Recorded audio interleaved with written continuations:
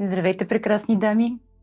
Казвам здравейте на абсолютно всички дами, които са тук тази вечер и са се разпознали в, как се казва, жената, която спира да носи. Защото това е един много дълбок и личен проект за мен и се радвам, че сме тук заедно. Преди всичко, много искам да кажа и да започна с това, че тази среща не е за всички. Тя е за тези жени, които винаги поемат и носят. За жени, които отвънка изглеждат силни, стабилни, справящи се, обаче отвътре, дори да не го осъзнават, са в едно постоянно напрежение. Това са жени, на които се е свикнало да бъдат, че те са тази, на която се разчита, която се справя с всичко, която може всичко. И най-вече това са жени, нали, които много рядко си позволяват да спрат.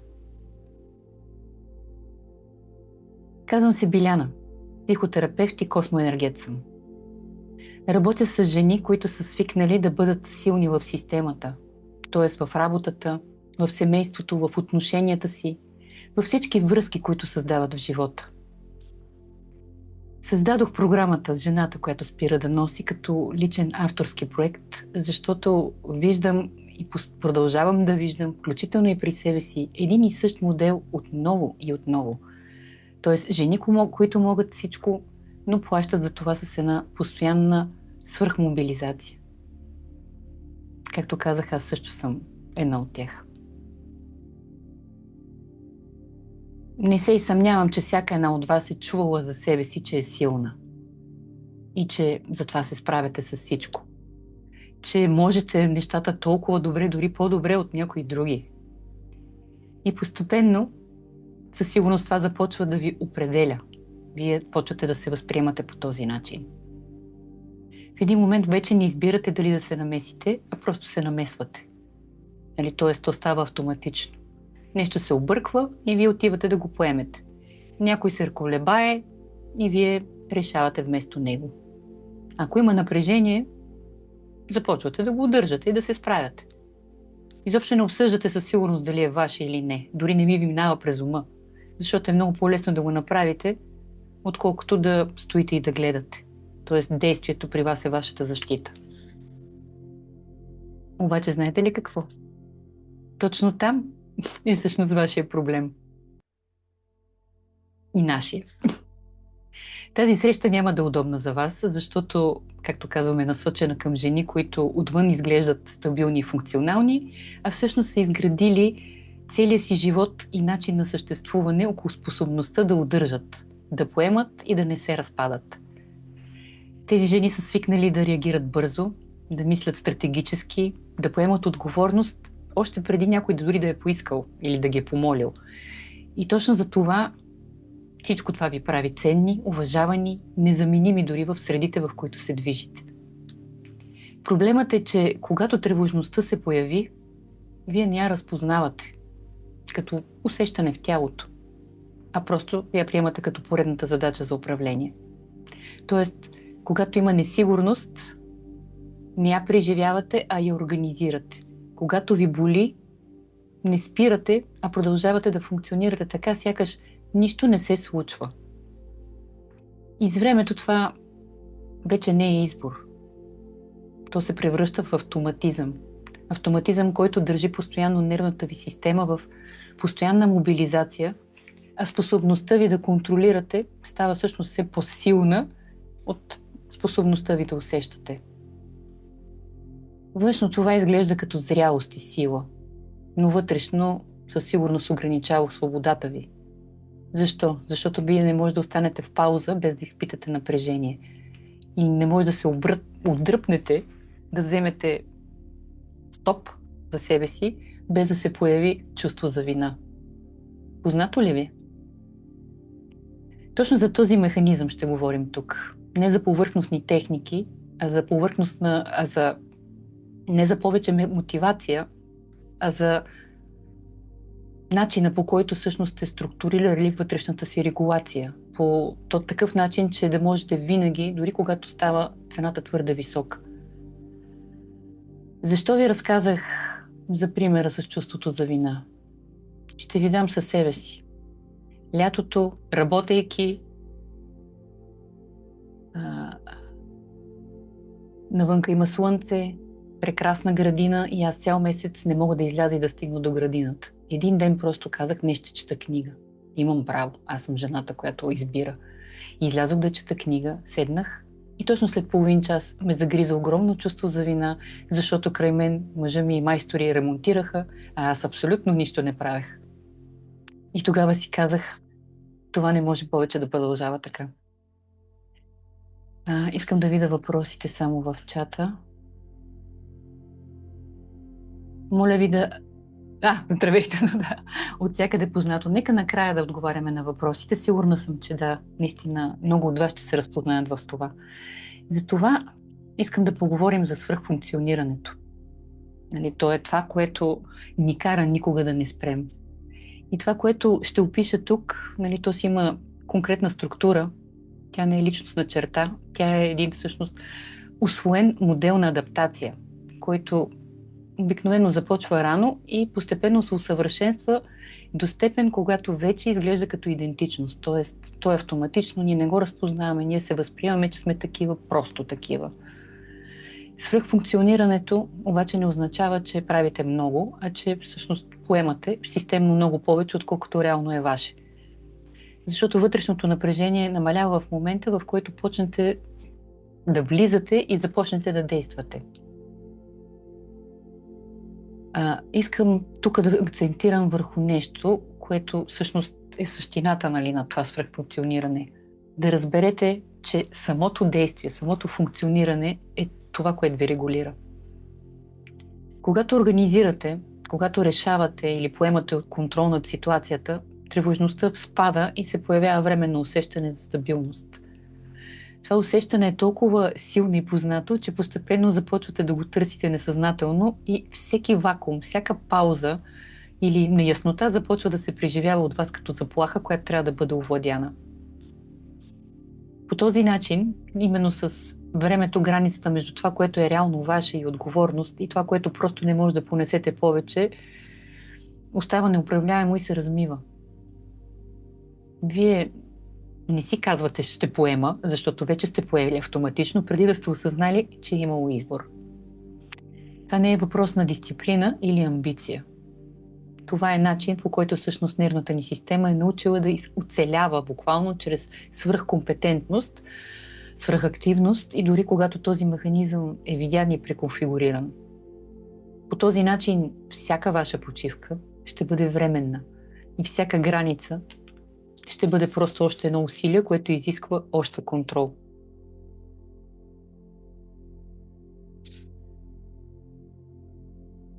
Какво е хроничната мобилизация?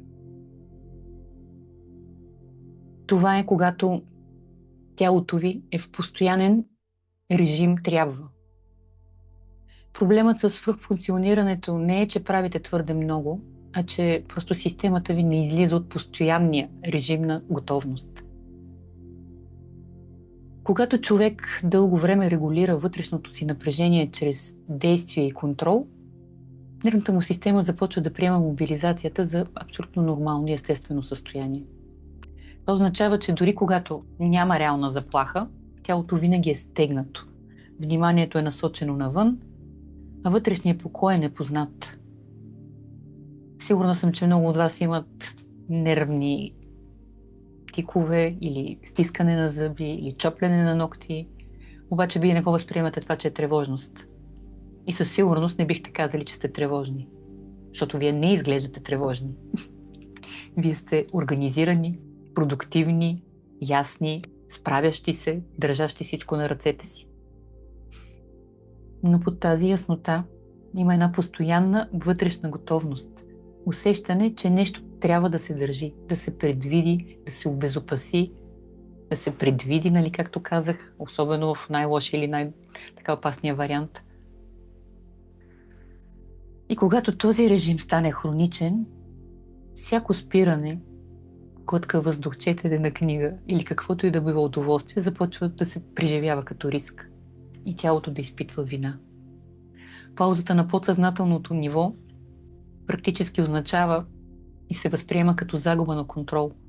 А самото отпускане също се приема и означава несигурност.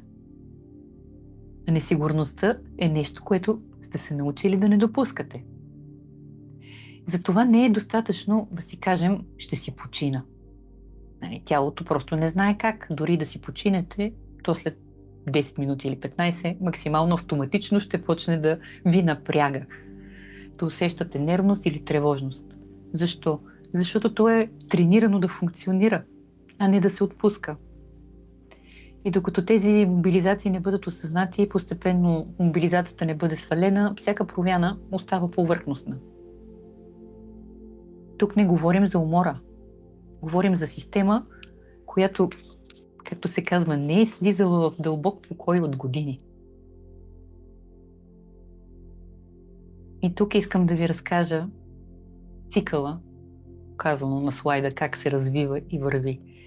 Защото това си е цикъл на тревожност. Първо идва тревожността, след това контрола, след това поемането, след това временната сигурност и заблуда и накрая води до едно безкрайно изтощение. Както виждате, всичко започва с тревожността. Не е задължително да е с паника. Това понякога е просто напрежение, неяснота или просто усещане, че нещо трябва да бъде оправено, уредено, организирано. Тази тревожност активира вашия контрол. Започвате да мислите, да анализирате, да предвиждате, да организирате, защото контролът създава усещане за ред. Оттам естествено следва поемането. Влизате в действие, решавате, довършвате, компенсирате. Тоест правите една временна сигурност, която да ви заблуди. Напрежението спада и усещането е овладял го. Познато ли ви? Тялото се успокоява не защото е безопасно, а просто защото вие сте поели поредната функция. Цикълът обаче не свършва там. Защо? Защото след временната сигурност идва изтощението. И тъй като изтощението е трудно за понасяне, при следващото напрежение вие отново избирате най-познатия начин за регулация, т.е. отново контрол и поемане. Това е буквално омагьосан затворен кръг. И докато не бъде прекъснат този кръг съзнателно, той ще се възпроизвежда, независимо колко сте умни, осъзнати или мотивирани. Това е истината. Сега ще ви задам един очевидно стряскащ въпрос, който може би ще ви се стори неудобен, виждате го. Кой ще се разпадне, ако спреш? Задавали ли сте си го въпрос? Ако спра, какво около мен ще спре да функционира? Ако спрете да поемате, вероятно няма да се разпадне света. Нито ще спре работата ви, нито пък някой от семейството ви ще изчезне. Това, което всъщност може да се разклати и което на подсъзнателно ниво ви е страх, това е, че мястото ви в системата, която сте свикнали да държи, може да се разклати. Когато една жена дълго време е тази, която държи, тя започва да става необходима. Хората край нея буквално свикват, че тя ще довърши, ще предвиди, ще измисли начин, ще компенсира. И постепенно около нея, като около силния стожер, се изгражда система, която всъщност разчита на нейния капацитет. В един момент тази жена, тя вече просто не участва. Тя е опората. Всичко се крепи на нея. И тук, всъщност от терапевтична гледна точка, се случва нещо наистина много финно. Стойността започва да се усеща през нужността. Тоест, докато нося, имам място. Докато удържам, съм важна. Докато компенсирам, съм незаменима. Подсъзнателният страх е, ако спра, Ще стане видимо кой реално носи и кой не. Ще стане видимо къде има празноти. Също и, че някои хора не могат да функционират без външна стабилизация. Знаете ли какво се случва в този момент? Това разклаща системата. Разклаща се не защото ще се разпадне света, а защото ще ви се разместят позициите в нея. Като казвам система, говоря за вашия личен кръг. Близки, семейни, работни. Вашия кръг. Това е системата ви. Обикновено са тия 5-10 човека, с които най-често общувате. И когато позициите ви се разместят, ще се промени и начинът, по който самите вие смятате и вярвате, че сте виждани. Както казах, от това е неудобната истина. Това е страх. Страх, който много рядко се признава. Страх, че ако не сте необходима, може да станете заменима. Че ако не държите, може да престане да бъдете търсена. Че ако не сте стабилната, може би няма да има какво да гарантира мястото ви. Много е тежко това за осъзнаване. И това обаче просто е маска. Маска, в която носенето вече не е помощ, а е начин да си осигурите собствена сигурност и спокойствие.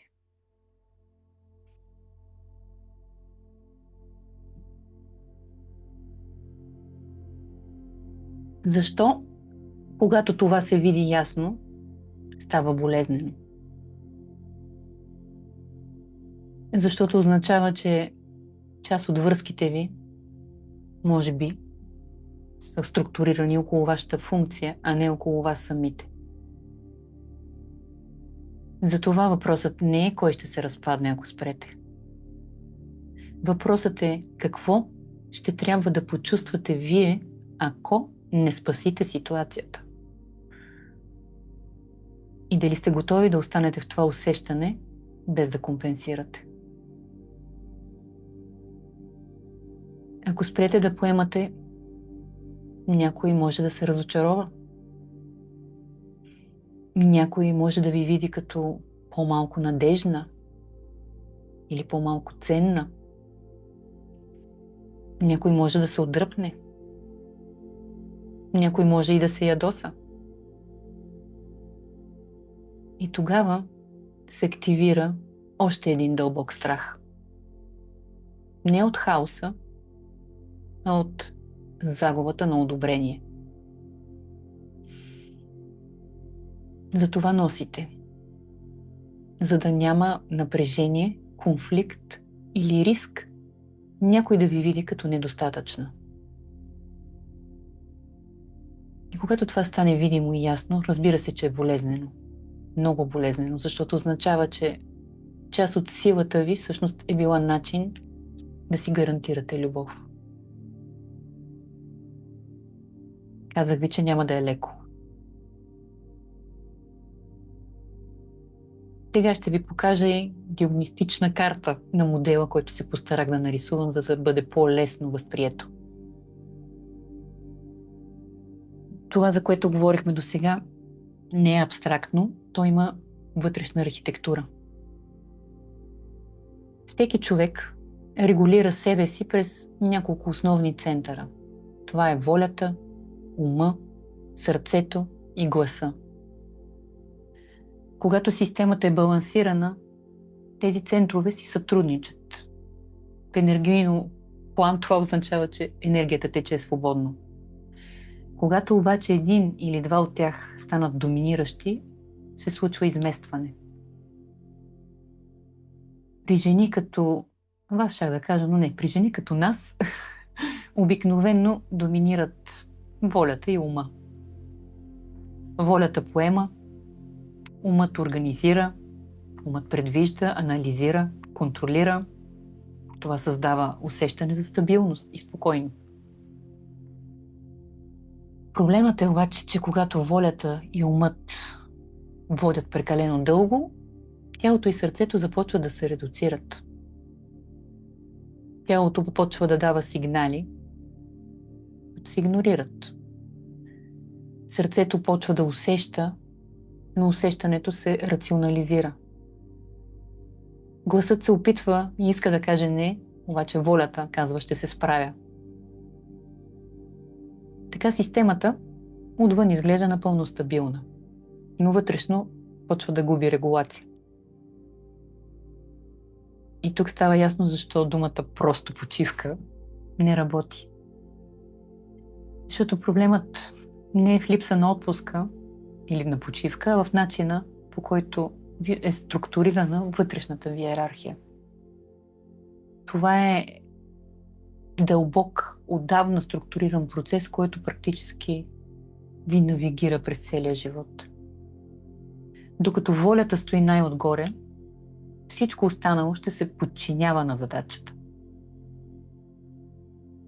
И затова процесът, който създадох, не започва с отношение или с граници.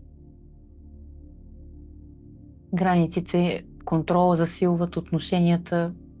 Всичко започва с сваляне всъщност на автоматичната мобилизация. Тоест да можете да виждате механизма, да го разпознавате и осъзнато вече да избирате дали да му се отдадете или не. Това е голямата разлика. И това, което описах до сега, то не е характер или съдба. И не може да мине за етикет аз съм такава. Аз съм си такава. Колко от вас си го казват? То има вътрешна подредба. При жени като вас почти винаги всъщност в практиката си виждаме една и съща конфигурация. Волята и умът са силно развити и стоят най-отгоре в иерархията на системата. Както казах, волята поема, умът организира, изчислява и това създава ефективност и създава контрол. Контрола е изключително мощна сила и защитна реакция. Той създава усещане за сигурност. Обаче, както казахме, когато тия два центъра доминират, тялото и емоционалната част започват да се подчинява. Сигналите за умора се рационализират, свиването в гърдите със сигурност се игнорира, сърцето усеща напрежение, обаче волята оправя и казва, ще се справя. И така системата изглежда отвънка, напълно стабилна и контролирана, обаче вътрешната регулация е еднопосочна. Тоест тя винаги преминава през усилие, не през лекота.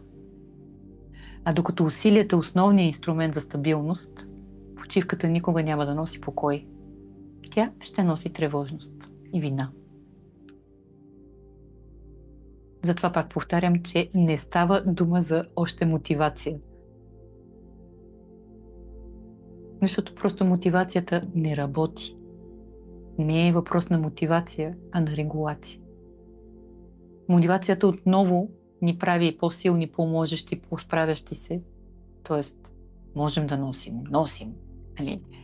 Повече избягващи определени неща, които ни пречат да носят. Обаче, ако след като видяхте вече структурата, може би естествената реакция вече ще бъде във вас. Добре, значи просто мога да почна да действам различно. Казвали ли сте си го? Сега ще се опитам, че не го направя по друг начин. Тук обикновено силните жени попадат в абсолютно същия капан, защото се опитват да решат проблема със същия инструмент, който го е създал, с воля. Днес имах пример, не знам дали е тук участничката, тя вече се записа в програмата. Имаме телеграм група на програмата. И участничката си е дала на себе си лична забрана за известен период от време да не ползва социалните мрежи. Абсолютно приемливо, рационално решение, когато искаш да ограничиш някакви неща, които виждаш и разпознаваш, че ти отнемат време. Обаче какво се случва, когато си много добър в контрола, в дисциплината, в овладяването на ситуациите? Това да отрежеш нещо не е проблем. Ти се справяш. Проблемът е да почнеш да избираш избирателно дали това може да ти служи или не. Тоест, ако социалните мрежи те разсейват, може да влизаш, да поглеждаш и да излизаш с конкретна цел, а не да се разсейваш. Това е регулацията. Но това, ако не се осъзнае, нали, ще изглежда отстрани като аз съм супер дисциплинирана, супер справяща се. Ето и това успях, и това го направих. Затова казвам, че докато тази регулация не бъде пренаредена, абсолютно всяка граница ще бъде усилие, а не естествен избор.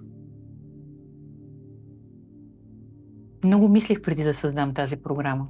Както ви казах, лично започна с моето осъзнаване лятото, четейки книга и изпитвайки вина, че си почивам. И това, което описах до момента, просто е един регулаторен модел. А регулаторните модели не се променят със силно решение. И не се пренастройват, когато човек просто разбере защо го прави. Те се променят само когато се промени редът, по който системата ви създава сигурност. При жени с високо трябва и висока функционалност, най-честата грешка е, че се опитват да започнат промяната отгоре, т.е. от поведението, от границите, които си поставят, от разговорите, от решенията в отношенията или от трябва да избера, трябва да направя. Това изглежда напълно логично, обаче реално активира абсолютно същия регулатор, който поддържа проблема, т.е. волята. Волята отново поема, умът отново започва да контролира и на практика правите промяна в кавички чрез още мобилизация. Резултата със сигурност ви е познат. Кратък период на дисциплина, след което при първото напрежение системата се връща към автоматично поемане, защото най-бързият начин да се възстанови е предсказуемост и вътрешна сигурност. Затова се постарах метода, който създадох, да бъде структуриран и последователен. Не да я планирам правилно, защото нервната система има логика, по която да допуснах промяна. И когато една система е в хронична мобилизация, първо се работи с способността за пауза без вътрешна заплаха. Защото без пауза няма избор, а има само реакция. След това трябва да се възстанови контакта с телесния сигнал, защото тялото е ранната аларма. И без достъп до това какво ни казва тялото, умът ще продължи да взима решения с закъснения, когато вече реално сте прескочили границите си. Чак след това вече има смисъл да влезем в отношенията, защото именно в отношенията всъщност се активира нашият най-голям страх или страхът от напрежение, разочарование, както казахме, от загуба на позиция. И ако преди това няма регулация и пауза, тук отново ще се компенсира, свръхкомпенсира и ще започнете да поемате и да се справяте, вместо да останете в себе си. И накрая на метода и програмата идва стабилизацията. Защото истинската промяна не е прозрение, а просто способността да не се връщате автоматично към стария цикъл, когато животът отново стане напрегнат. Тоест да почвате да разпознавате кога реагирате автоматично от свръхфункциониране или просто наистина трябва да свършите нещо. Тоест не от страх, а от друга позиция тръгване, от любов, от разбиране. Редът не е маркетинг. Той е механизъм. Механизъм за безопасна промяна. Методът е създаден така, че да не изисква от вас още усилие, а да пренареди начина, по който вътрешно се регулирате, така че изборът ви да стане възможен и лек, а не героичен. Ето как изглежда. Той е 4-седмичен. Защото, може би е около 30 дена, при повече така, включване и ангажираност, за 30 дена е напълно възможно да се научим да разпознаваме тези механизми. И както казах, седмично процесът не е подреден тематично, а регулаторно. Редът му следва начина, по който всъщност нервната ни система допуска промяна без да се активира защитно. При жените с висока функционалност, основният регулатор, както казахме, е волята. Много сме добри във волята. Волята поема, организира, издържа, довършва, носи. Волята е всъщност тази, която ни създава усещането за контрол и за предсказуемост. Волята сама по себе си дори не е проблем, защото тя е ресурс. Проблем е, когато тя е единственият такъв инструмент, нали, за стабилизация. Ако влезем директно в отношенията или в границите, или в темата за избирането на себе си, вие неизбежно бихте използвали волята си, за да приложите промяната. Тоест, ще се стегнете, ще формулирате нови правила, ще издържите известно време. Вие можете да държите, можете да сте дисциплинирани. И това ще бъде още една форма на мобилизация. Няма да е пренареждане, а надграждане на същия модел. Затова първата седмица е посветена на спирането. Или спирам да нося. В нея искаме да деактивираме автоматичната мобилизация. Тоест, тук разглеждаме спирането като външно действие. Не като външно действие, а на способността, като способност да се понесе тази постоянна вътрешна тревожност, която се активира, когато не поемате. Тоест, ще трябва да устоите. Това е критичният момент. Повечето жени не носят, защото обичат да носят. Те носят, защото напрежението спада в момента, в който влязат в него. И ако не се изгради способност да останете в това напрежение без автоматично действие, няма да има и реален избор. Ще има просто забавена реакция. Когато мобилизацията започне леко да се разхлабва, чак тогава ще има и възможност да се обърнете към тялото си. Т.е. да усещате и да забелязвате. Затова втората седмица тялото ми не е враг. Нали, тя няма да е като телесна практика в повърхностния смисъл. Тя ще е за възстановяване на сензорната обратна връзка. Защо? Защото много от вас разбират, че са прекалили само когато вече са истински изтощени. Това означава, че сигналът е бил там, но е бил изпуснат. Или е бил игнориран, или още повече рационализиран. Докато умът доминира, тялото винаги ще остава вторичен източник на информация. Не знам дали го осъзнавате. Докато умът доминира, тялото винаги ще бъде вторичният източник на информация. А трябва да е обратното. Без телесен достъп просто не е възможна ранна регулация. Ще има само късна компенсация. Едва когато има минимална пауза и вече познаваме, чувстваме, т.е. имаме достъп до телесния сигнал, бихме могли да влезем в отношенията. Затова третата седмица не е за анализ на другите, а е за изследване на ролята, която заемате в динамиката. Не случайно се казва отношенията, в които се губя. Тя е за разпознаване и реконфигуриране на модела. Тоест, да може да видите и да осъзнаете как се е случило така, че вие да сте тази, която е поела и поема и носи. Какво поддържа този баланс? Каква част от стойността ви е вплетена в това да сте стабилната. И какво става вътре във вас, когато не сте? Без преходната регулация този етап би бил твърде заплашителен и системата бързо би се върнала към стария модел, за да възстанови равновесието. Четвъртата седмица е предвидена за стабилизация. Затова сме нарекли "Оставам". Тя е за интеграция, стабилизиране на идентичността.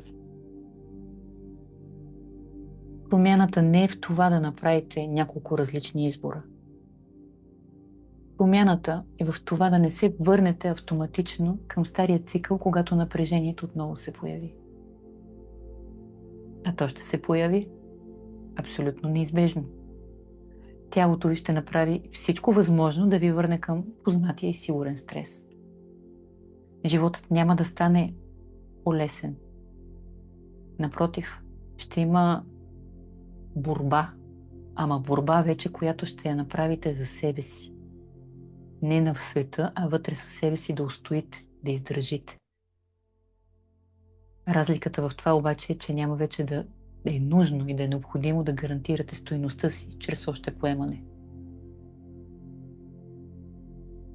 Редът е такъв, защото системата ми няма нужда от още усилие. Тя има нужда от пренареждане на вашата вътрешна опора.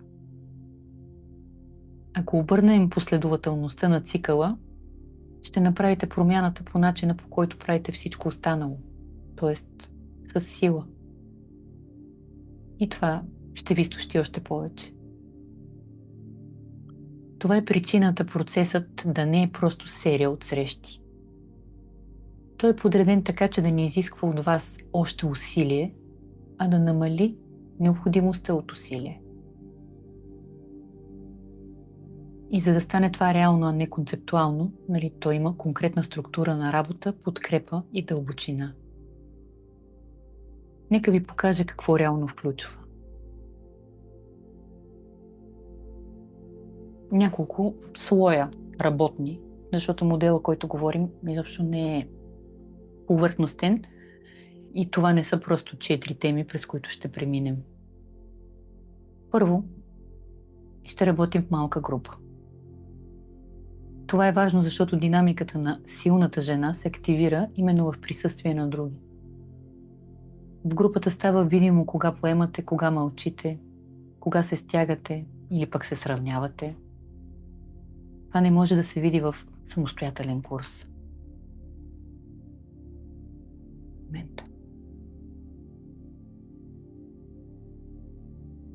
Съществена част от процеса е психоенергийната диагностика, която всяка от вас ще премине преди началото.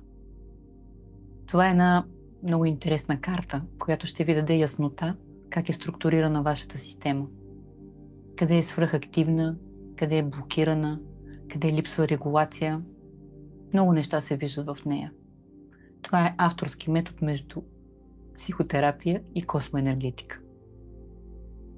И процесът започва с психоенергийната диагностика не заради общото съдържание, а от виждането и приемането на вашата реална конфигурация. Трето, ще има конкретни терапевтични практики между срещите, домашни. Няма да са много сложни, освен 2.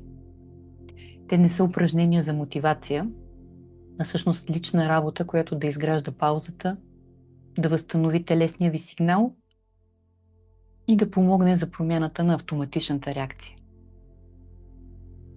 Това ще бъдат малки, но системни интервенции, които пренаписват начина, по който реагирате в реалния си живот. И четвърто, най-приятната част, ще има водени такива енергийни медитации от мен, които не са за релакс, а за стабилизация. Някои от вас вече знаят какви медитации правя. Отзивите от тях са повече от впечатляващи. Те ще тренират тези медитации, способността ви да останете в себе си, без да бързате да действате. И накрая, след края на процеса, ще се направи, разбира се, повторна диагностика, която няма да бъде за оценка, а за да може да видите ясно какво се е променило структурно. Уверявам ви, ще имате разлика. Много искам да разкажа, че този метод няма да е за теб ако си жена, която си изградила способността да функционираш, то е за теб. Ако си жена, която е свикнала да бъде опора, т.е. в работата, в семейството, в партньорството и усещаш, че тази роля започва да те изчерпва, но не знаеш как да излезеш от нея, също е за теб. Този процес е за жени, които могат да се справят сами, които не търсят някой да ги води за ръка, които не търсят мотивация или вдъхновение, а структурна промяна в начина, по който реагират под напрежение. Също така е за жени, които са достатъчно честни със себе си, за да видят, че проблема не е в това колко дават, а в това, че не могат да не дават. И че даването често не е свободен избор, а е просто автоматичен отговор на вътрешна тревожност. Този метод е и за жени, които са готови да понесат временния дискомфорт на това да не поемат. Тоест, да усетят болката от това да не компенсират, да не изглаждат, може би да не бъдат и приети, да не спасяват ситуацията веднага, а да видят просто какво остава, когато ролята на силната се разхлаби. Процесът и за жени, които разбират, че устойчивата промяна не идва от това да се стегнеш още малко, а от това да пренаредиш вътрешната си опора. Тоест, това не е място за бягство от отговорност. Това е място за поемане на по-дълбока отговорност, но този път не към другите, а към себе си. И ако докато слушаш това има вътрешно разпознаване, да, това съм аз, тогава вероятно вече си на прага на решение. Искам да кажа ясно и за кого не е този процес. Този процес няма да ти бъде полезен, ако търсиш бързо облегчение, без да си готова да видиш собствената си роля в динамиката. Процесът няма да ти бъде полезен, ако очакваш някой да ти каже какво ще направиш, за да стане по-лесно, без да се наложи да понесеш вътрешния дискомфорт на промяната. Процесът няма да е за теб, ако вярваш, че проблемът е изцяло в другите, т.е. в партньора, в работата, в средата, някой друг, но не и ти. И ти не си готова да погледнеш как ти поддържаш баланса чрез поемане. Няма да е за теб, ако искаш да останеш силната, но просто по-малко уморената. Този процес ще разклати начина, по който си изграждала стойността си. И ако не си готова да поставиш това под въпрос, няма да ти бъде комфортно тук. Процесът няма да е за теб, ако за момента просто имаш нужда от подкрепа, която да те държи още. Защото тук няма да те държим. Тук ще те научим да останеш себе си. Това е работа за жени, които могат да понесат истината за себе си, без да се сринат от нея.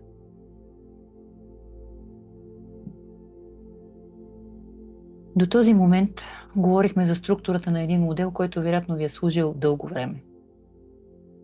А е моделът, който ви е направил способни, уважавани, търсени, важни и който едновременно с това постепенно е започнал да ви изчерпва. От тук нататък не става дума за разбиране. Разбирането вече е на лице. Става дума за това, дали ще продължите да живеете по същия начин, защото го можете, или ще спрете да доказвате стойността си чрез поемане. Истината е, че не може да продължавате така още много години. Не, че нещо ще се срине драматично. Ще си функционирате, ще успявате, ще държите, външно ще изглеждате стабилни, но ролята на силната няма да се разхлаби от само себе си. И в крайна сметка, постоянното изтощение може да доведе до процеси, болести. Програмата не е и за жени, които са в разпад. То е за жени, които са твърде добре събрани. То е за жените, които осъзнават, че ако не променят начина, по който се регулират, след 6 месеца ще бъдат на същото място, само че още по-уморени и още по-вкоренени в същата си роля. Програмата стартира в понеделник на 9 март. И предупреждавам, това не е курс, който ще може да консумираш анонимно. Това е процес, в който или влизаш, или оставаш наблюдател. Искам малко повече да ви разкажа и за психоенергийната диагностика, която не е тест, нито е интуитивно четене. В диагностиката разглеждаме и е видно кой център при теб е доминиращ. Волята, ума, тялото, емоционалният център, гласа. Вижда се ясно, буквално се вижда ясно къде има свръхактивация, т.е. прекомерен контрол, свръхпоемане или хроничната мобилизация. Вижда се къде има блокаж или потискане, т.е. телесен сигнал, нужни граници, изразяване. Вижда се и как се създава вътрешната ти сигурност. Дали чрез контрол, дали чрез одобрение или просто чрез функция. Най-вече се вижда какво поддържа модела на носене в твоята конкретна система. Това ще ви даде яснота. Не е в смисъл аз съм такава, а така е подредена моята система. И диагностиката служи точно като отправна точка, да знаем откъде тръгваш. След края на програмата, след повторната диагностика, ще се види дали регулацията е станала по-балансирана, дали волята е слязла от доминиращата позиция, дали телесният център се е активирал и дали гласът и границите ни са по-стабилни.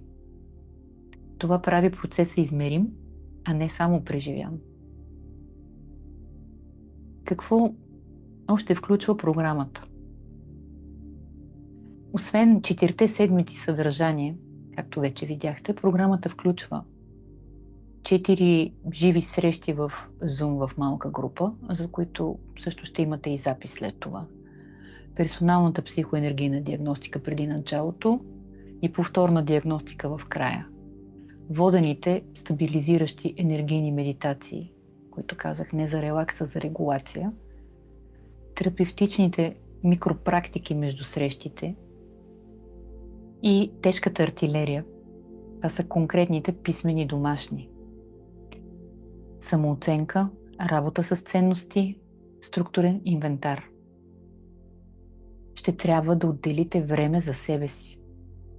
Примерно 1 час или час и половина да го направите това. Не като оценка, а за да се видите и да се опознаете. Програмата е пространство за въпроси и реални казуси. Вътре в Телеграм ще имаме група, където в крайна сметка винаги ежедневно ще може да споделяте това, през което минавате. Ще има и поддържащ достъп до материалите след края. Както казах, това е терапевтичен процес с ясна структура и с измерима промяна. Какво следва? Не искам да ви убеждавам. Ако сте стигнали до тук и нещо вътре ви е стегнало, вие вече знаете. Може да си тръгнете от тази среща и нищо да не промените. Никой няма да разбере. Ще продължите да сте способни, стабилни, надежни и светът няма да се разпадне.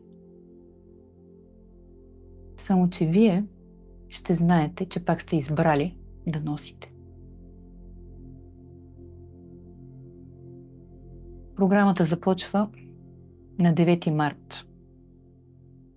Вече го казах.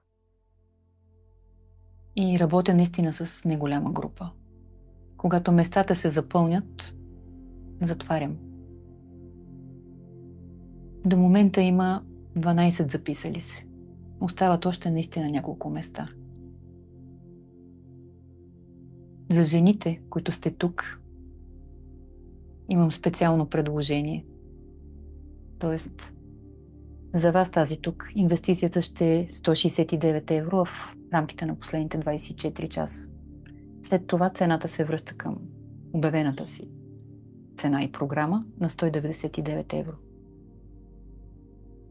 Вярвам, че ще изберете не защото цената е решаваща, а защото отлагането е начинът, по който моделът оцелява. Тоест, ако решите, ще влезете. Ако не решите, това също е избор. Обаче не си казвайте, че не сте имали възможност. Сега искам за момент да затворите очи. Не за да се отпуснете, а за да чуете себе си без шум. Поемете бавно дъх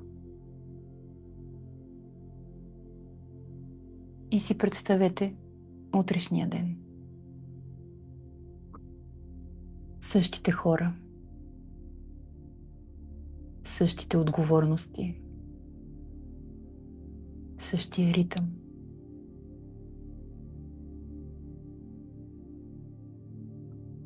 И си представете, че в един конкретен момент от това ежедневие просто не влизате веднага. Тоест, не поемате автоматично, а просто оставате на място. Усетете какво става в този момент в тялото ви. И си задайте тихо въпроса. Ако не нося повече от необходимото, коя ще трябва да бъда от тук нататък? Коя съм? Не отговаряйте с думи. Просто усетете.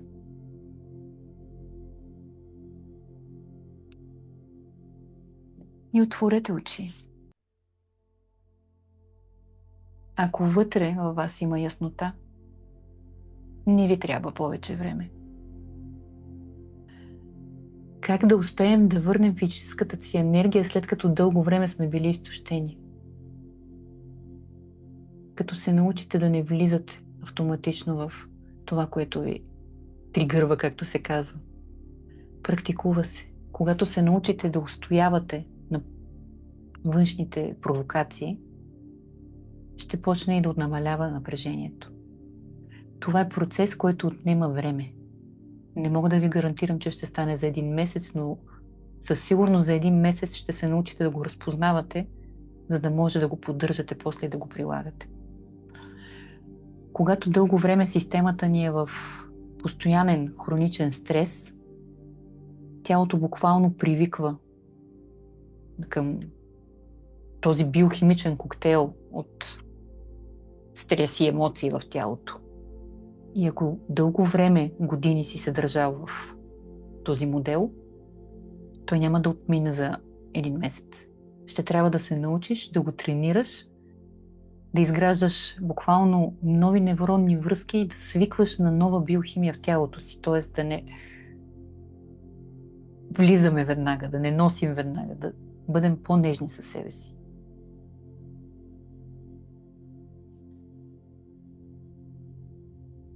Можем ли да помогнем на човек, който се е нагърбил с всичко, но не приема истината от хората около себе си и не пуска контрола? Докато сам не го види, няма как.